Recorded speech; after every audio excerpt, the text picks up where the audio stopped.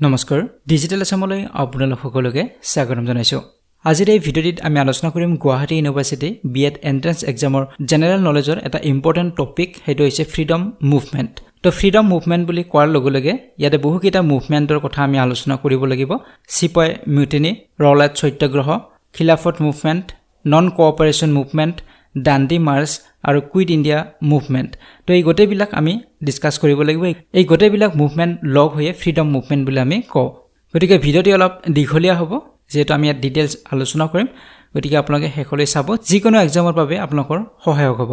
তো ইয়াৰ ওপৰত আপোনালোকে বহুজনে সুধিছে ৰিজনিংৰ কথা সুধিছে যে ৰিজনিংৰ ওপৰত ভিডিঅ' অলৰেডি বনোৱা হৈছে ৰিসেন্টলিও বনোৱা হৈছে আৰু আগতো বনোৱা হৈছিল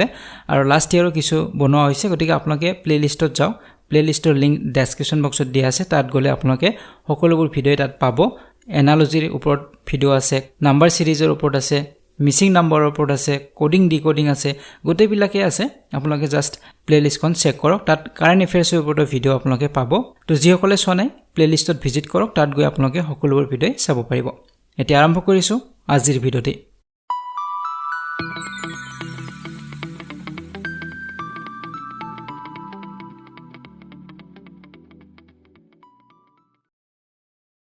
সো প্ৰথমতে আমি আলোচনা কৰিম সিপাই মিউটিনিৰ কথা যাক আমি সিপাহী বিদ্ৰোহ বুলি জানো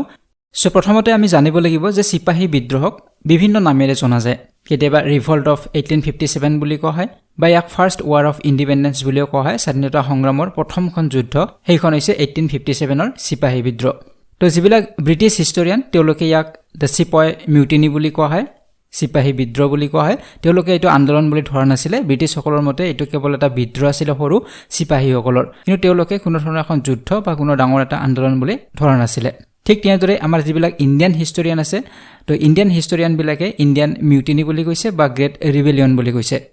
বা ইয়াৰ উপৰি ইয়াক ৰিভল্ট অফ 1857 বুলিও কোৱা হয় আৰু the first war of independence বুলিও কোৱা হয় গতিকে ফাৰ্ষ্ট ৱাৰ অফ ইন্ডিপেন্ডেন্স বুলি কৈছে বিনায়ক দামোদৰ সাবৰকাৰ তেখেতে কৈছিলে গতিকে এনেদৰে বিভিন্ন জনৰ মতে বিভিন্ন নামেৰে ইয়াক নামকৰণ কৰা হৈছে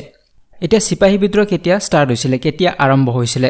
সো প্ৰথম আৰম্ভ কৰিছিলে মংগল পাণ্ডে আৰম্ভ কৰিছিলে তেখেত এগৰাকী সিপাহী আছিল সো বাৰাকপুৰত তেখেতে প্ৰথম তেওঁৰ সিনিয়ৰ অফিচাৰক গুলিয়াই হত্যা কৰিছিলে এটো মাৰ্চ মাহৰ কথা আছিল 1857ৰ মাৰ্চ মাহৰ কথা আছিল সো কি কাৰণত তেওঁ হত্যা কৰিছিলে সেই বিষয়ে আমি অলপ পিছতে আলোচনা কৰিম গতিকে তেওঁ প্ৰথম সিনিয়ৰ অফিচাৰ দুজনক হত্যা কৰিছিলে আৰু তাৰ বাবে তেওঁক 8 এপ্ৰিল তাৰিখত ফাঁসি দিয়া হৈছিল গতিকে এই বিদ্ৰোহটো ইয়াৰ পৰা ষ্টাৰ্ট হৈছিল কিন্তু মাৰ্চ মাহত অকল মংগল পাণ্ডে আৰম্ভ কৰিছিল এই বিদ্ৰোহটো ইয়াৰ পিছত এটা মুভমেন্ট হিচাপত বা বিদ্ৰোহ হিচাপত আৰম্ভ হৈছিল 10 মে তাৰিখত 1857ৰ 10 মে তাৰিখত আৰম্ভ হৈছিল মে ৰুটত আৰম্ভ হৈছিল গতিকে হেতুকে সিপাই মিউটিনি বুলি কয় সিপাহী বিদ্ৰোহ গোটেই সিপাহীসকলে বিদ্ৰোহ কৰিছিল 10 মে তাৰিখত 1857ৰ মে ৰুটত গতিকে প্ৰথম আৰম্ভ কৰিছিল বেংগল প্ৰেসিডেন্সিৰ যিবিলাক সিপাহী আছিল তেওঁলোকে আৰম্ভ কৰিছিল আৰু মংগল পাণ্ডেও সেই ৰেজিমেন্টতে আছিল 34th বেংগল নেটিভ ইনফেন্ট্ৰি বুলি কোৱা হয় হেতু ৰেজিমেন্টত তেওঁ আছিল গতিকে তাৰ পৰাই প্ৰথম আৰম্ভ হৈছিল তো এইখিনি আছিল কেনেদৰে আৰম্ভ হৈছিল বা ক'ত আৰম্ভ হৈছিল হেতু এতিয়া আমি আলোচনা কৰিম ইয়াৰ কাৰণবিলাক যে কি কাৰণত এই ৰিভল্টটো হৈছিল এই বিদ্ৰোহটো হৈছিল সো ইয়াৰে ইমিডিয়েট এটা কাৰণ আছে ইমিডিয়েট ৰিজন বুলি কোৱা হয় ৰিভল্ট অফ 1857ৰ হেতু আছিল যে সেই সময়ত ইংৰাজসকলে এটা নতুন ৰাইফল এটা লঞ্চ কৰিছিল তেওঁ ইন্ট্ৰোডিউস কৰিছিল হেতু নাম আছিল এনফিল্ড ৰাইফল আৰু এই ৰাইফলটোৰ যিবিলাক কাৰ্ট্ৰিজ আছে এই কাৰ্ট্ৰিজ বিলাক মুখেৰে কামুৰিব লাগিছিল তাৰ পিছতে ইয়াক বন্দুকত লোড কৰিব লাগে গতিকে লোড কৰাৰ আগতে কাৰ্ট্ৰিজ বিলাক দাঁতেৰে কামুৰিব লাগে গতিকে সেই সময়ত এটা উৰাবাতৰি ওলাইছিল যে এই কাৰ্ট্ৰিজ বিলাকত গৰু আৰু গাহৰিৰ চৰ্বি তাত মিক্স কৰা হৈছে গতিকে সেই সময়ত সিপাহীসকলৰ মাজত এটা হুলস্থুলীয়া পৰিৱেশ এটা হল যে সেই কাৰ্ট্ৰিজ বিলাকত গৰু আৰু গাহৰিৰ চৰ্বি মিক্স কৰা হৈছে কাৰণ আপোনালোক সকলোৱে জানে যে গো মাংস হিন্দুসকলে নাখায় আৰু গাহৰি মাংস মুছলমানসকলে নাখায় গতিকে তাত ধৰ্মীয় কথা কিছুমান থাকিলে গতিকে ধৰ্মীয় চেতনাৰ বাবে ইমিডিয়েট এটা একচন হয় আৰু ইমিডিয়েটলি তেওঁলোকে এই ৰিভল্টটো কৰিছিল সিপাহী বিদ্ৰোহটো কৰিছিল গতিকে সেইভাবে এই ৰিজনটোক ইমিডিয়েট ৰিজন বুলি কোৱা হয় ইয়াৰ ওপৰত আৰু বহুতো ৰিজন আছে এইবিলাকো আমি আলোচনা কৰিম সো সিপাহীসকল বা আমাৰ ভাৰতীয়সকলে আগৰ পৰাই ইংৰাজসকলৰ শোষণৰ বলি হৈ আছিল কিন্তু এনে ধৰণৰ ৰিভল্ট কৰাৰ বাবে এনে ধৰণৰ আন্দোলন কৰাৰ বাবে সাহস গটাব পৰা নাছিল কিন্তু যেতিয়া এই ঘটনাটো হল এনফিল্ড ৰাইফলৰ ঘটনাটো হল তেতিয়া ধৰ্মীয় চেতনাৰ বাবে ইমিডিয়েট এটা একচন হল আৰু লগে লগে এই ৰিভল্টটো হৈ গল গতিকে আমি অলপ আগতে আলোচনা কৰিলোঁ মংগল পাণ্ডেৰ কথা আলোচনা কৰিলোঁ গতিকে মংগল পাণ্ডে এগৰাকী চিপাহী আছিলে গতিকে তেওঁ এই কাৰ্ট্ৰিজ ব্যৱহাৰ কৰিব নিবিচাৰিলে ৰিফিউজ কৰিলে অস্বীকাৰ কৰিলে যে মই এই ব্যৱহাৰ নকৰোঁ গতিকে তাৰ পিছতে তেওঁৰ কনফ্লিক্ট হ'ল অফিচাৰৰ লগত আৰু সেই অফিচাৰ দুজনক তেওঁ হত্যা কৰিছিলে আৰু তেওঁৰ ফাঁচি দিয়া হৈছিলে 8 এপ্ৰিল তাৰিখত গতিকে ইয়াৰ পিছতে 10 মে তাৰিখৰ পৰা এই বিদ্ৰোহটো আৰম্ভ হ'ল আৰু চিপাহীসকলে বিদ্ৰোহটো আৰম্ভ কৰিলে গতিকে এইটো এটা ইমিডিয়েট ৰিজন আছিলে এইটো মনত ৰাখিব এতিয়া ইয়াৰ ওপৰত আৰু কি ৰিজন আছে সেইবিলাকো আমি জানিব লাগিব পলিটিক্যাল ৰিজন কিছুমান আছিলে পলিটিক্যাল কজ কিছুমান আছে যেনে আপোনালোকে জানিব 1848 ৰ পৰা 1856 লৈকে লৰ্ড ডেলহাউছে গভৰ্ণৰ হিচাপে আছিলে ভাৰতবৰ্ষৰ গভৰ্ণৰ জেনেৰেল হিচাপে আছিলে 1848 ৰ পৰা 1856 লৈকে গতিকে তেওঁ ডক্ট্ৰাইন অফ লেফ্টছ তেওঁ ইন্ট্ৰোডিউস কৰিছিলে এতিয়া ডক্ট্ৰাইন অফ লেফ্টছত কি আছে সো সেই সময়ত ইংৰাজসকলে ভাৰতীয়সকলৰ মাটি সম্পত্তি হওক টকা পইচা হওক যেনেদৰে হওক তেওঁলোকে কাঢ়িব বিচাৰিছিলে আৰু গতিকে সেই সময়ত যথেষ্ট মাটি সম্পত্তি আছিলে ৰজাবিলাকৰ যথেষ্ট সম্পত্তি আছিলে গতিকে ৰজাসকলৰ সম্পত্তিবিলাক কেনেদৰে কাঢ়িব পাৰি তাৰ বাবে এই একখন কৰা হৈছিলে ডক্ট্ৰাইন অফ লেফ্টছ বুলি তো ইয়াৰ মতে কি হয় যে যিবিলাক ৰজাৰ কোনো পুত্ৰ নাথাকে বা তেওঁ শেষ ৰজা হ'ব গতিকে তাৰ পিছত তেওঁৰ গোটেই সম্পত্তিবিলাক ব্ৰিটিছ চৰকাৰে পাব তেনে ধৰণৰ এটা ল বনোৱা হৈছিলে আৰু যিসকলৰ নিজৰ সন্তান নাই কিন্তু তেওঁলোকে এডপ্ট কৰিছে কোনোবা সন্তান গতিকে এডপ্ট কৰা সন্তানসকলে পেনশন দিয়া হ'ব কিন্তু তেওঁলোকে সেই সম্পত্তিৰ ভাগ নাপায় গোটেই সম্পত্তিবিলাক ইংৰাজসকলে পাব গতিকে তেনে ধৰণৰ এখন ল বনোৱা হৈছিলে গতিকে এই লখনৰ বাবেও সেই সময়ত যথেষ্ট প্ৰতিবাদ হৈছিলে যেনেদৰে আপোনালোকে ৰাণী লক্ষ্মীবাইৰ কথা জানে গতিকে ৰাণী লক্ষ্মীবাইৰ নিজৰ সন্তান নাছিলে গতিকে তেওঁ এডপ্ট কৰি লৈছিলে কিন্তু তেওঁৰ সেই এডপ্ট কৰা সন্তানক ৰাজসিংহাসনত বহিবলৈ দিয়া নাছিলে গতিকে ইয়াৰ বাবে প্ৰতিবাদ হৈছিলে আৰু আপোনালোকে জানে এই চিপাহী বিদ্ৰোহৰ এগৰাকী অন্যতম লিডাৰ আছিলে ঝান্সীৰ ৰাণী লক্ষ্মীবাই গতিকে এনে ধৰণৰ কিছুমান পলিটিক্যাল ৰিজনো আছিলে সেই সময়ত এইবিলাকৰ কাৰণেও এই ৰিভল্টটো হৈছিলে যেনে ধৰক ঝান্সীৰ ৰাণী লক্ষ্মীবাই তেখেতেও এই বিদ্ৰোহত ভাগ লৈছিলে কিন্তু তেওঁটো চিপাহী নাছিলে তথাপি তেওঁ বিদ্ৰোহত কিয় ভাগ লৈছে কাৰণ এই বিদ্ৰোহটো অকল সেই এনফিল্ড ৰাইফলৰ কাৰণে হোৱা নাছিলে পলিটিক্যাল কিছুমান ৰিজন আছিলে তাৰ বাবেও হৈছিলে ইয়াৰ ওপৰত ইকনমিক কিছুমান কাৰণো আছিলে ইকনমিক কজ কিছুমান আছিলে যেনে ধৰক সেই সময়ত জমিদাৰ কিছুমান নিয়োগ কৰা হৈছিলে ইংৰাজসকলে জমিনদাৰ তেওঁলোকে নিয়োগ কৰিছে জমিনদাৰসকলৰ কাম হৈছে যিবিলাক আমাৰ ইণ্ডিয়ান খেতিয়ক আছিলে তেওঁলোকৰ পৰা টেক্স কালেক্ট কৰা গতিকে সেই সময়ত টেক্স বঢ়াই দিয়া হৈছিল বহুত হেভি টেক্স লোৱা হৈছিলে লেণ্ডৰ ওপৰত গতিকে এইটো এটা কাৰণ আছিলে সেই সময়ত আমাৰ ইণ্ডিয়ানসকলে বা ইণ্ডিয়ান পিজানসকলে খেতিয়কসকলে ভাল পোৱা নাছিলে গতিকে তাৰ বাবে প্ৰতিবাদ কৰিছিলে ইয়াৰ ওপৰত আমাৰ যিবিলাক লোকেল ইণ্ডাষ্ট্ৰি আছিলে বিশেষকৈ টেক্সটাইল যিবিলাক ইণ্ডাষ্ট্ৰি আছিলে তো এই টেক্সটাইল ইণ্ডাষ্ট্ৰিবিলাক সম্পূৰ্ণৰূপে ধ্বংস কৰি পেলোৱা হৈছিলে আৰু তেওঁলোকে মেচিন মেড প্ৰডাক্টবিলাক বেছি ব্যৱহাৰ কৰিছিল ইংৰাজসকলে আৰু আমাৰ থলুৱা যিবিলাক ইণ্ডাষ্ট্ৰি আছিল সেইবিলাক ৰুইন কৰি পেলোৱা হৈছিলে ধ্বংস কৰি পেলোৱা হৈছিলে গতিকে এনে ধৰণৰ ইকনমিক কজো আছিলে এই আন্দোলনৰ তো ইয়াৰ ওপৰত সোশ্যাল আৰু ৰিলিজিয়াছ কিছুমান ৰিজনো আছিলে সামাজিক আৰু ধৰ্মীয় কাৰণ কিছুমান আছিলে যেনে সেই সময়ত ওয়েষ্টাৰ্ণ সিভিলাইজেশ্যনটোক বেছি গুৰুত্ব দিয়া হৈছিলে পশ্চিমীয়া সংস্কৃতিৰ ওপৰত বেছি গুৰুত্ব দিয়া হৈছিলে কাপোৰ কানি ভাষা আপোনালোকে জানে যে ইংৰাজী শিক্ষাৰ কথা যেতিয়া আহিব ইংৰাজসকলৰ কথাই আহিব তেওঁলোকে ইংৰাজী শিক্ষাটোক বেছি গুৰুত্ব দিছিলে ইয়াৰ ওপৰত ইণ্ডিয়ানসকলক খ্ৰীষ্টান ধৰ্ম লোৱাৰ বাবে জোৰ কৰা হৈছিলে সেই সময়ত গতিকে এইবিলাক কথা ভাল পোৱা নাছিলে আমাৰ ইণ্ডিয়ানসকলে গতিকে এইবিলাক সোশ্যাল ৰিজনৰ কাৰণেও এই বিদ্ৰোহটো হৈছিলে সো ইয়াৰ ওপৰত ইম্পৰ্টেণ্ট হৈছে anti sati act 1829 lord William Bentinck act introduce কৰিছিলে এই এক্টখন যে সেই সময়ত আপোনালোকে জানে যে সতীদাহ প্ৰথা আছিলে ভাৰতবৰ্ষত যেতিয়া গিৰিয়েকৰ মৃত্যু হয় তেতিয়া ঘৈণীয়েককো চিতাৰ উঠাই দিয়া হয় জীৱিত অৱস্থাতে জ্বলাই দিয়া হয় গতিকে এইটো সতীদাহ প্ৰথা আছিলে তো এইটো সম্পূৰ্ণৰূপে এবলিশ কৰা হৈছিলে নাইকিয়া কৰা হৈছিলে এই এক্টখনৰ জৰিয়তে এণ্টি সতী এক্ট 1829 যদিও বৰ্তমান সময়ত এটো যথেষ্ট ভাল বুলি আমি কম সকলোৱে ক'ব কিন্তু সেই সময়ত ইণ্ডিয়ান মানুহবিলাকে এই কথাখিনি একচেপ্ট কৰিব পৰা নাছিলে আৰু তেওঁলোকে ইয়াৰ বিদ্ৰোহ কৰিছিলে সো ইয়াৰ পিছত আহিলে ৰিমেৰেজ এক্ট 1856 তো যিসকল মহিলা গিৰিয়েকৰ মৃত্যু হৈছে গতিকে তেওঁলোক বিধৱা হৈ থাকিব লাগিব গতিকে বিধৱাসকলক আকৌ বিয়া কৰাৰ বাবেও অনুমতি দিয়া হৈছিল ইয়াক ৰিমেৰেজ এক্ট 1856 বুলি কোৱা হয় গতিকে ইণ্ডিয়ানসকলৰ যেটো সমাজ ব্যৱস্থা আছিল তাত কিন্তু এটো একচেপ্ট কৰা নাছিলে গতিকে যেতিয়া ইংৰাজসকলে এনে ধৰণৰ এক্ট আনিলে তেতিয়া আমাৰ ইণ্ডিয়ানসকলে এটো একচেপ্ট কৰিব পৰা নাছিলে গতিকে তাৰ বাবেও বিদ্ৰোহ হৈছিল যদিও আজিৰ সময়ত আমাৰ বাবে এইখন ভাল এক্ট হয় কিন্তু সেই সময়ত ইণ্ডিয়ান ব্যক্তিসকলে ইয়াক একচেপ্ট কৰিব পৰা নাছিলে গতিকে এটো এটা ৰিজন আছিল সোশ্যাল বা ৰিলিজিয়াছ কজ আছিল এইবিলাকৰ বাবেও বিদ্ৰোহ হৈছিল এই 1857 ত তো ইয়াৰ ওপৰত বহুতো ৰিজন আছে এইকেইটা ৰিজন আছিলে মূল ৰিজন যাৰ বাবে এই চিপাহী বিদ্ৰোহ হৈছিল ইয়াৰ পিছত ইম্পৰ্টেন্ট হৈছে ইয়াৰ চেণ্টাৰসমূহ যে এই ৰিভল্টৰ বা এই বিদ্ৰোহৰ চেণ্টাৰ ক'ত আছিল কোন কোন ঠাইত ইয়াৰ আন্দোলনবিলাক বেছি তীব্ৰতৰ হৈছিল তো এই বিদ্ৰোহ আৰম্ভ হৈছিল পাটনাৰ পৰা ৰাজস্থানলৈকে পাটনাৰ চুবুৰীয়া এৰিয়াবিলাকৰ পৰা ৰাজস্থানলৈকে এই বিদ্ৰোহ চলিছিল আৰু মেইন যিবিলাক চেণ্টাৰ আছিল চেণ্টাৰবিলাক আছিল কানপুৰ লক্ষ্ণৌ বাৰেলি ঝান্সী গোৱালিয়ৰ আৰু বিহাৰৰ আৰা তো এইবিলাক ঠাইত মেইনলি চেণ্টাৰ আছিল এই আন্দোলনৰ তো ইয়াৰ পিছত আহিছো ইম্প্যাক্ট অফ ৰিভল্ট অফ 1857 যে এই ৰিভল্ট যেটো হল যেটো বিদ্ৰোহ হল ইয়াৰ ইম্প্যাক্ট কেনেধৰণৰ হল ইয়াৰ প্ৰভাৱ কেনেধৰণৰ পৰিলে বা কি হাল হলনি হল তো ইয়াৰ মেজৰ যেটো ইম্প্যাক্ট হেতু হৈছে গভৰ্নমেন্ট অফ ইন্ডিয়া এক্ট খন ইন্ট্ৰোডিউস কৰা হল যিখন government of India act 1935 to introduce কৰা হৈছিল ইয়াৰ বিষয়ে আমি আগৰ এটা ভিডিঅত আলোচনা কৰিছিল গভৰ্নমেন্ট অফ ইন্ডিয়া এক্ট 1935 তো এই এক্ট খন আহিলে এই বিদ্ৰোহৰ পিছত আহিলে গতিকে এটো এটা হলনি হল যেটো আমাৰ কনস্টিটিউশনৰ ভিডিও আছিল তাতে আমি আলোচনা কৰিছিল এই বিষয়ে তো ইয়াৰ উপৰিও এই বিদ্ৰোহৰ আগত ইষ্ট ইণ্ডিয়া কোম্পানীয়ে ৰুল কৰিছিল ব্ৰিটিছৰ যে ইষ্ট ইণ্ডিয়া কোম্পানী আছিল এইটোৱে ৰুল কৰিছিল আমাৰ ভাৰতবৰ্ষক কিন্তু এই বিদ্ৰোহৰ পিছত ডাইৰেক্টলি ব্ৰিটিছ গভৰ্নমেন্টে ইণ্ডিয়া ৰুল কৰা আৰম্ভ কৰিলে ইষ্ট ইণ্ডিয়া কোম্পানীক ৰিমুভ কৰা হৈছিল গতিকে এইবিলাক চেঞ্জেছ হৈছিল এই আন্দোলনৰ পিছত বহুত বেছি সাকসেস নহল কিন্তু এইবিলাক কিছু হালহলনি হৈছিল এটা important hall causes of failure of the revolt of 1857 যে এই বিদ্ৰোহত কিয় ফেইলিয়াৰ হল কিয় বিফলতাৰ সন্মুখীন হ'ব লগা হল তাৰ কাৰণবিলাক কি আছিল যে প্ৰথম কাৰণটো আছিল দা চিপয়েছ লেকড ওয়ান ক্লিয়াৰ লিডাৰ যে ইয়াতে কোনো এজন লিডাৰ নাছিল ভাল এজন লিডাৰ নাছিল বা অভাৱ আছিল দিয়াৰ ওৱেৰ সেভাৰাল যে বহুতো লিডাৰ আছিল প্ৰতিখন ঠাইৰে বেলেগ বেলেগ লিডাৰ আছিল এজন মূল লিডাৰ এজনৰ প্ৰয়োজন আছিল গতিকে ভাল এজন লিডাৰ নহৰ বাবে এই বিদ্ৰোহটো বেছি তীব্ৰতৰ নহল বা বিফল হল তাৰ পিছত কোৱা হৈছে they also did not have a plan গতিকে তেওঁলোকৰ এটা ভাল প্ল্যানও নাছিল কাৰণ আমি যিকোনো যুদ্ধ বা যিকোনো আন্দোলন কৰিব গলে আমাৰ এটা প্ল্যান লাগিব প্ৰপাৰ গতিকে প্ৰপাৰ প্ল্যানিংৰ অভাৱ আছিল পৰিকল্পনাৰ অভাৱ আছিল যাৰ বাবে তেওঁলোকে এই বিদ্ৰোহত সফলতা নাপালে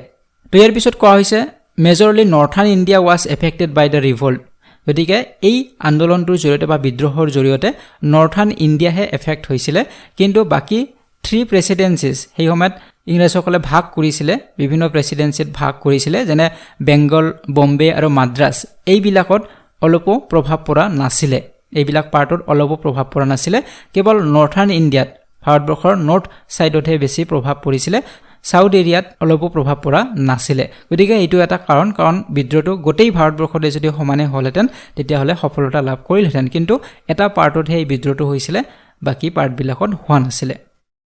তো চিপাহী বিদ্ৰোহৰ পিছত আমাৰ আছে ৰলেট সত্যাগ্ৰহ এতিয়া আমি আলোচনা কৰিম ৰলেট সত্যাগ্ৰহৰ বিষয়ে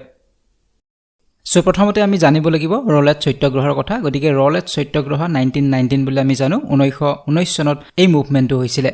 সো আপোনালোকে মনত ৰাখিব 1919 ৰ 6 এপ্ৰিল তাৰিখত মহাত্মা গান্ধী আৰম্ভ কৰিছিল এটা নন ভায়োলেন্ট বা অহিংসা সত্যাগ্ৰহ আৰু কাৰ এগেইনষ্টত কৰা হৈছিল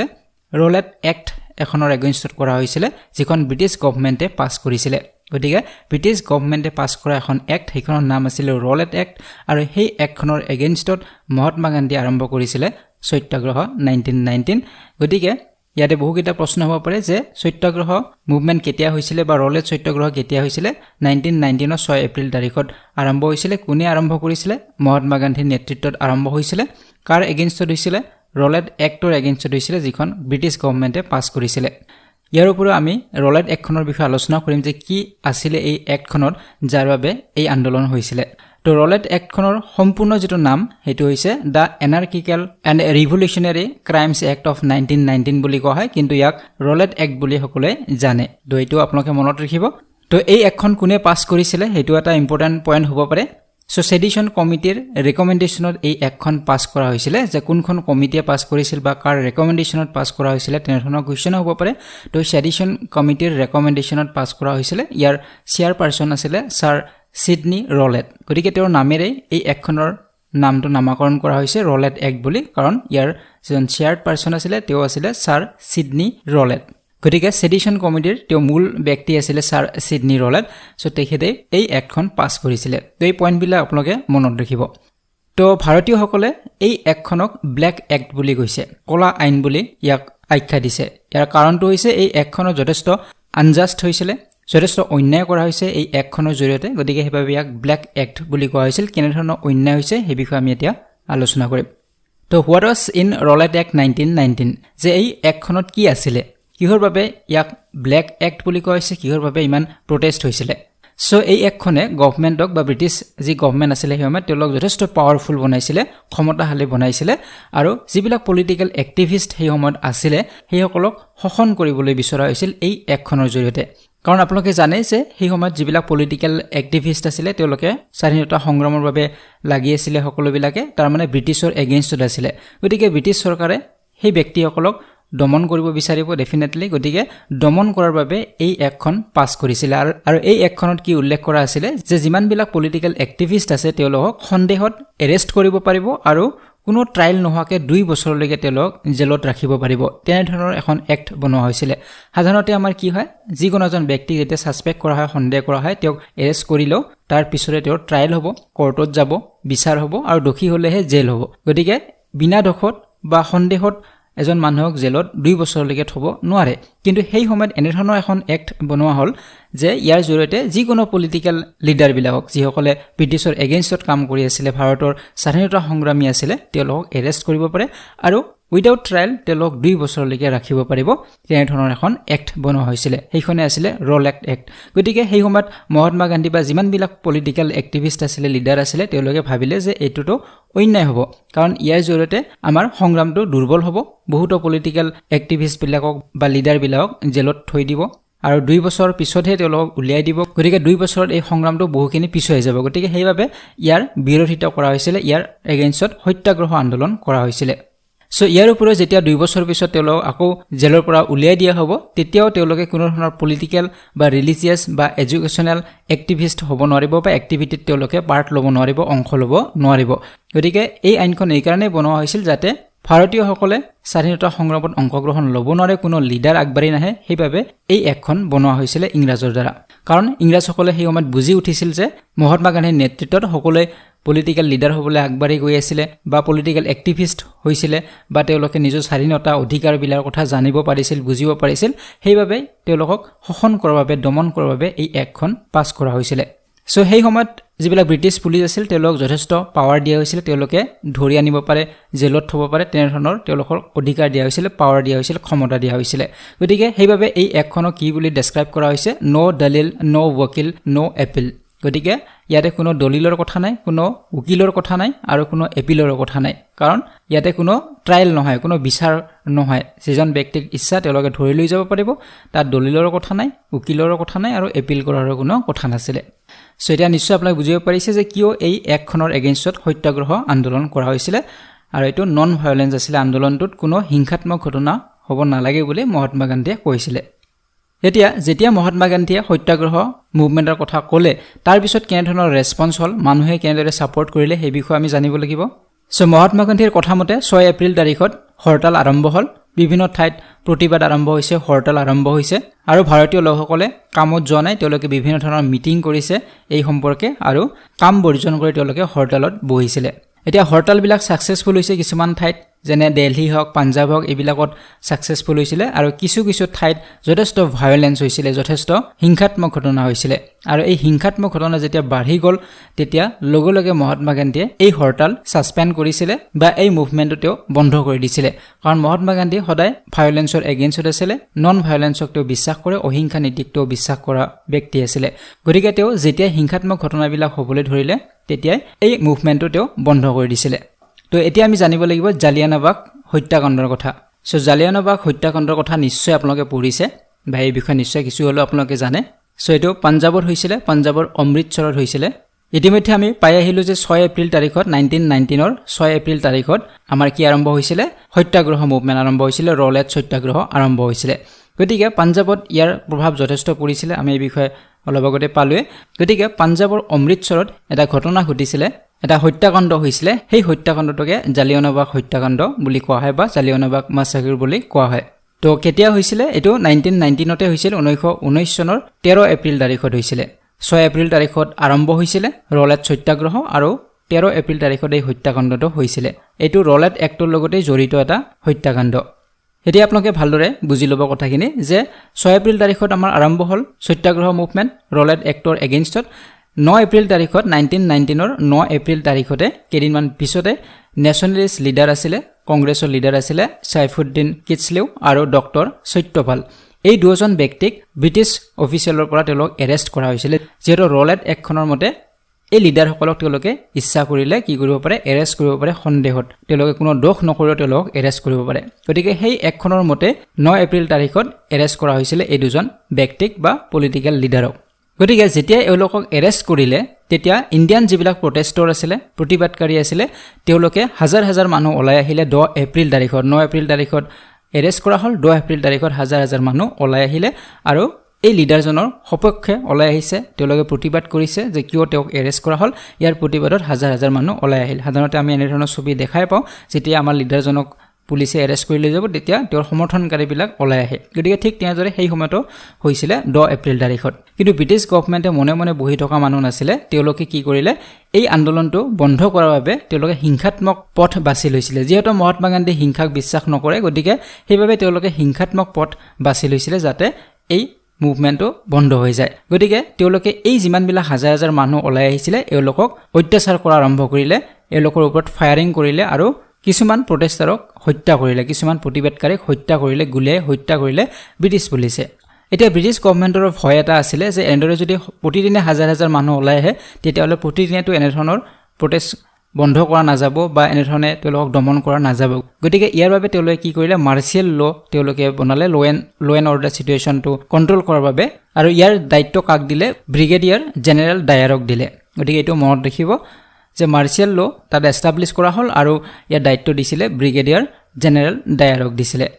গতিকে ইয়াতে কি হ'ল যে কাৰফিউ হ'ব যেনে বৰ্তমান সময়ত আমাৰ কাৰফিউ চলি আছে ঠিক তেনেদৰে সেই সময়তো কাৰফিউ দিয়া হৈছিলে যাতে কোনো মানুহ ওলাই আহিব নোৱাৰে কোনো মানুহ প্ৰটেষ্ট কৰিব নোৱাৰে আন্দোলন কৰিব নোৱাৰে তেনেদৰে কাৰফিউ দিয়া হৈছিলে 10 এপ্ৰিল তাৰিখতে হাজাৰ হাজাৰ মানুহ প্ৰটেষ্ট কৰিবলৈ ওলাই আহিলে তাৰ পিছত দুজন মানুহৰ মৃত্যু হ'ল বা হত্যা কৰা হ'ল তাৰ পিছত নতুন মাৰ্চিয়েল ল তেওঁলোকে এষ্টাব্লিছ কৰিলে আৰু 13 এপ্ৰিল তাৰিখৰ কথা আছিলে 13 এপ্ৰিল তাৰিখত কি হ'ল বৈশাখী ডে হয় যেনে আমাৰ বহাগ বিহু হয় এপ্ৰিল মাহত ঠিক তেনেদৰে তেওঁলোকৰ পঞ্জাৱত কি হয় বৈশাখী ডে হয় 13 বা 14 এপ্ৰিল তাৰিখত হয় প্ৰতি বছৰে কিন্তু সেই বছৰত 13 এপ্ৰিল তাৰিখত বৈশাখী ডে পৰিছিল তো এইটো এটা হাৰভেষ্ট ফেষ্টিভেল হয় আমাৰ যেনেদৰে বিহুটো হাৰভেষ্ট ফেষ্টিভেল ঠিক একে ধৰণে হয় গতিকে 13 এপ্ৰিল তাৰিখত বৈশাখী ডে আছিলে তো সেইদিনাখন বহুত মানুহ তাত গেদাৰ হৈছিলে ফেষ্টিভেল এটা উৎসৱ এটা ডেফিনেটলি বহুত মানুহ আহিব ওচৰৰ মানুহবিলাক ভিলেজাৰ্ছবিলাক তেওঁলোকে তাত গেদাৰ হৈছিলে গতিকে সেলিব্ৰেট কৰাৰ বাবে তেওঁলোকে জালিয়ানাবাগত তেওঁলোকে গৈছিলে সো অমৃতসৰত আছে এই ঠাইখন গতিকে এই অমৃতসৰত জালিয়ানাবাগত তেওঁলোকে সমাবেত হৈছিলে তেওঁলোকে উৎসৱ পালন কৰাৰ বাবে এতিয়া এই খবৰটো তেওঁলোকে পালে ব্ৰিটিছ প্ৰশাসনে পাইছিলে আৰু তাৰ পিছত এই ব্ৰিগেডিয়াৰ যিজনৰ হাতত দায়িত্ব দিয়া হৈছিলে ব্ৰিগেডিয়াৰ জেনেৰেল ডায়াৰৰ য'ত তেওঁ আহি পালে কাৰণ সেই সময়ত কাৰফিউ চলি আছিল আমি অলপ আগতে পালো কোনো মানুহ ওলাব নোৱাৰে যেহেতু তেওঁলোকে ফেষ্টিভেল পতাৰ বাবে এনেধৰণে মানুহবিলাক ওলাই আহিছিলে সেইবাবে ব্ৰিগেডিয়াৰ তাত উপস্থিত হ'লে জেনেৰেল ডায়াৰ আৰু তেওঁৰ লগত যথেষ্ট মানুহ লৈ আহিছিলে সৈন্যবিলাক লৈ আহিছিলে আৰু জালিয়ানাবাগৰ এটাই এক্সিট পইণ্ট আছিলে মানে মানুহবিলাক তাৰ পৰা ওলাই অহাৰ বাবে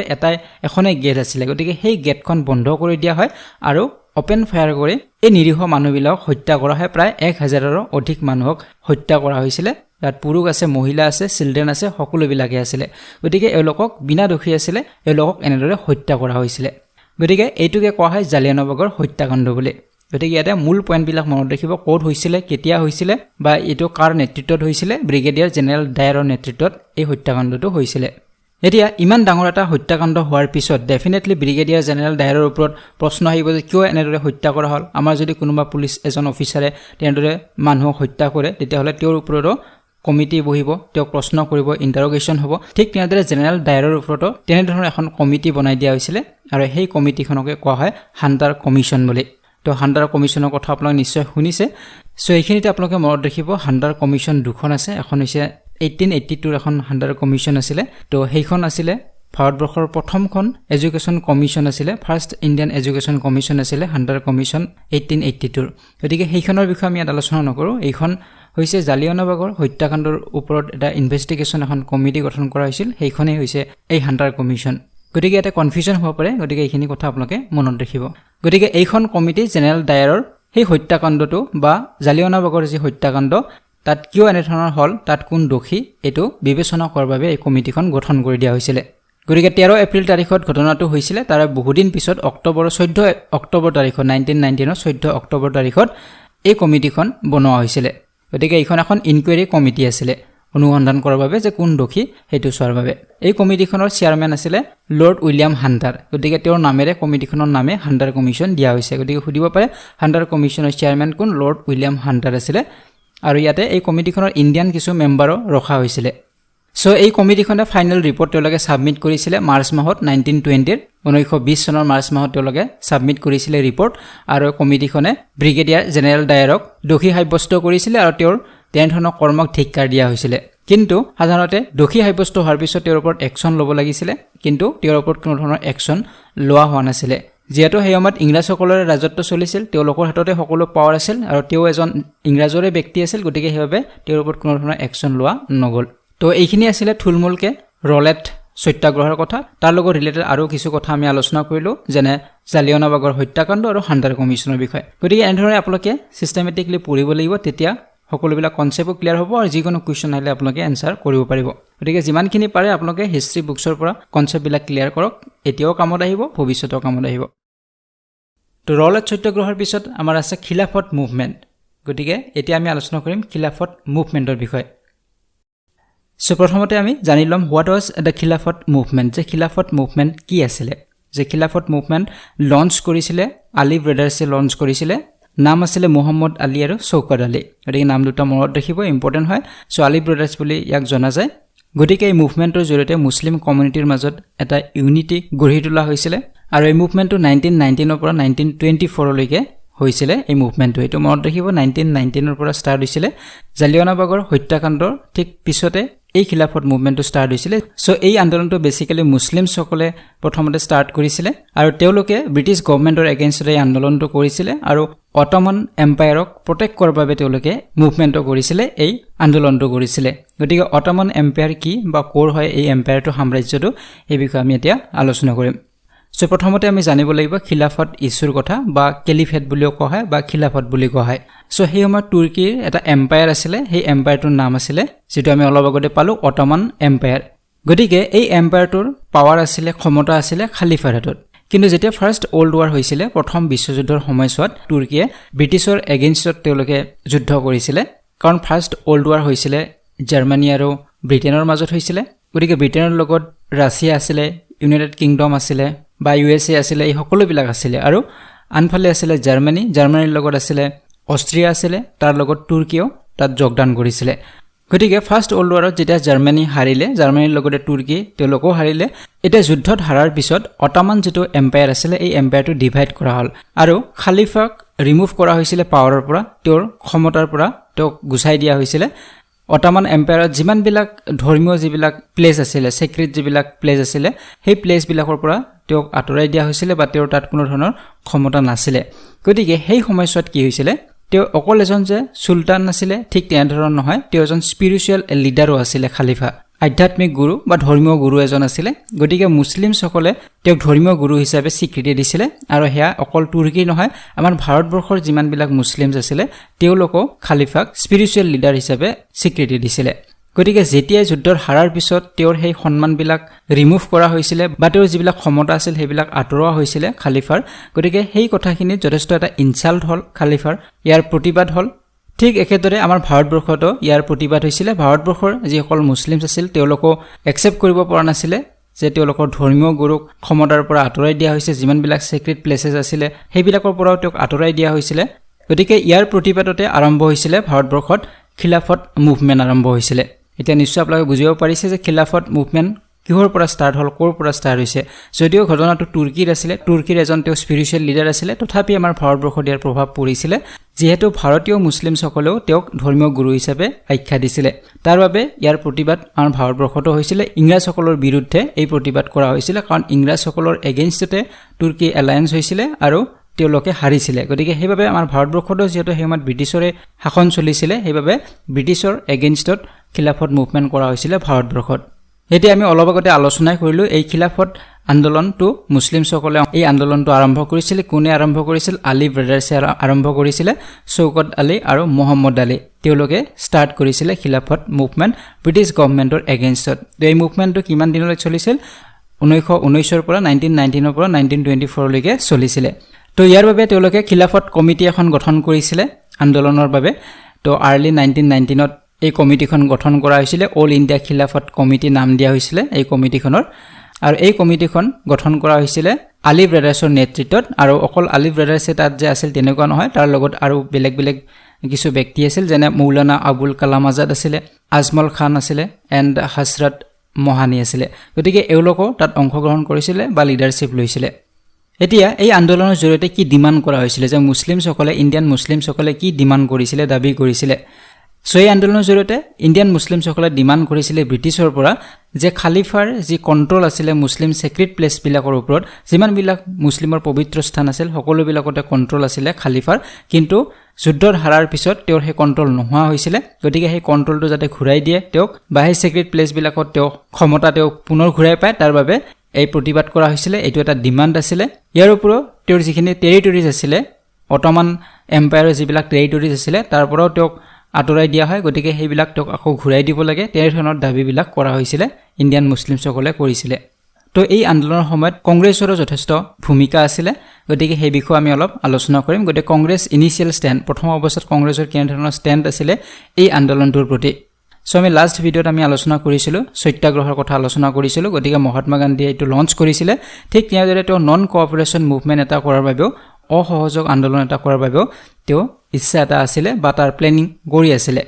গতিকে ঠিক সেই সময়ছোৱাতে খিলাফত ইছ্যুটো আহিলে খিলাফত মুভমেণ্ট হ'ল মুছলিমসকলৰ দ্বাৰা এই মুভমেণ্টটো ষ্টাৰ্ট হ'ল ভাৰতবৰ্ষত So the Congress later felt inclined to provide its support as it was a golden opportunity to unite the Hindus and Muslims and to bring Muslims participation in such mass movements. So hey সময়ছোৱাত মহাত্মা গান্ধী চিন্তা কৰিলে যে এইটো এটা সোণালী সুযোগ হ'ব যে এই সুযোগতে আমি হিন্দু মুছলিমছখিনি একগোট হ'ব পাৰিম কেনেদৰে যে এই আন্দোলনটো যেটো খিলাফত মুভমেণ্ট আছিল মুছলিমসকলৰ আছিল গতিকে ভাৰতবৰ্ষত ব্ৰিটিছসকলে অকল যে মুছলিমসকলক শাসন কৰিছে তেনেকুৱা নহয় যে অকল যে হিন্দুসকলক শাসন কৰিছে তেনেকুৱা নহয় সকলোকে কৰিছিল গতিকে যেতিয়া মুছলিমসকলে আন্দোলন আৰম্ভ কৰিলে খিলাফত মুভমেণ্ট মহাত্মা গান্ধী ভাবিলে যে এইটো এটা সোণালী সুযোগ হ'ব এই আন্দোলনটোক আমি সাপোৰ্ট কৰিম আৰু সাপোৰ্ট কৰাৰ পিছত আমাৰ হিন্দু আৰু মুছলিমসকল একলগ হ'ব তেওঁলোকৰ মাজত এটা ইউনিটি আহিব যে হিন্দুসকল মুছলিমসকলৰ কথা চিন্তা কৰিছে বা মুছলিমসকল হিন্দুসকলৰ কথা সমানে চিন্তা কৰে গতিকে এটা ইউনিটি ক্ৰিয়েট কৰাৰ বাবে মহাত্মা গান্ধী সেই সময়ত খিলাফত মুভমেণ্টক তেওঁ একচেপ্ট কৰিছিল বা সাপোৰ্ট কৰিছিল আৰু অকল সাপোৰ্ট কৰাই নহয় মহাত্মা গান্ধী এইটোও প্ল্যান কৰিছিল যে নন কোঅপাৰেশ্যন মুভমেণ্ট এটা ষ্টাৰ্ট হ'ব অসহযোগ আন্দোলন ষ্টাৰ্ট হ'ব এই আন্দোলনটোৰ লগতে আৰু সেই আন্দোলনটোটো মুছলিম লীগসকলে বা মুছলিমসকলে সাপোৰ্ট কৰিব এনে ধৰণৰ এটা চিন্তা সেই সময়ত হৈছিল গতিকে 1920 4 ছেপ্টেম্বৰ তাৰিখত অসহযোগ আন্দোলন বা নন কোঅপাৰেশ্যন মুভমেণ্ট ষ্টাৰ্ট কৰিছিল মহাত্মা গান্ধীয়ে গতিকে নন কোঅপাৰেশ্যন মুভমেণ্টৰ বিষয়ে আমি নেক্সট ভিডিঅ'ত আমি আলোচনা কৰিম এতিয়া খিলাফত মুভমেণ্ট কেতিয়া শেষ হ'ল আমি অলপ আগতে পালো 1924 ত এই আন্দোলনটো শেষ হৈছিল গতিকে যেতিয়া তুৰ্কীৰ নতুন এজন ৰুলাৰ আহিলে তেওঁৰ নাম আছিল কেমাল আটাতুৰ্ক গতিকে তেখেতে খালিফাক এক্সাইল কৰিছিল বা নিৰ্বাসন কৰিছিল বা তাৰ পৰা সেই নেশ্যন বা সেই দেশৰ পৰা তেওঁক ডিপৰ্ট কৰা হৈছিল গতিকে তাৰ পিছতে এই মুভমেণ্টটো সমাপ্ত হৈছিল ইয়াৰ ওপৰত এই মুভমেণ্টটো ফেইল হোৱাৰ মূল কাৰণ কি আছিল ইয়াৰ মূল কাৰণ আছিল যে যিবিলাক খিলাফত মুভমেণ্টৰ যিবিলাক লিডাৰ আছিল মেইন লিডাৰ এই লিডাৰসকলক এৰেষ্ট কৰা হৈছিল গতিকে এৰেষ্ট কৰাৰ পিছত তেওঁলোকৰ লিডাৰৰ অভাৱ হ'ল গতিকে যাৰ ফলত তেওঁলোকে মুভমেণ্টটো আগুৱাই লৈ যাব নোৱাৰিলে গতিকে এনেদৰে এই মুভমেণ্টটো সমাপ্ত হৈছিল